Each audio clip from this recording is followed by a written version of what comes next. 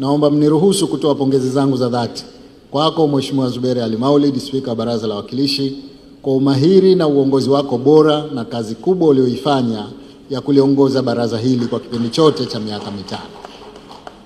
Natambua kuwa hiki ni kipindi chako cha pili cha kuliongoza baraza hili, kinachofanya uliongoze baraza hili jumla ya miaka 10 sasa, kutoka baraza la 9 la mwaka 2015 hadi 20 na hili baraza la 10 la mwaka 20 hadi 25. Katika kipindi chote hicho cha miaka 10 ya kuliongoza baraza la wawakilishi, baraza hili limefanikiwa kuziendesha shughuli zake zote kwa weledi na mafanikio makubwa, ingawa nafahamu kwamba kazi hiyo haikuwa rahisi, kwani ilihitaji ujasiri, uvumilivu na hekima kubwa, na kupongeza kwa dhati. Hongera sana Mheshimiwa Spika.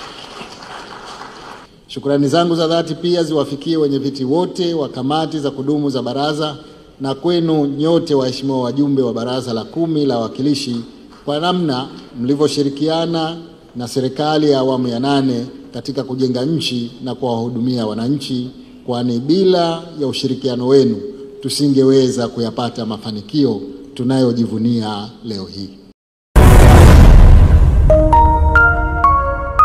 Usisahau kusubscribe, like na kucomment.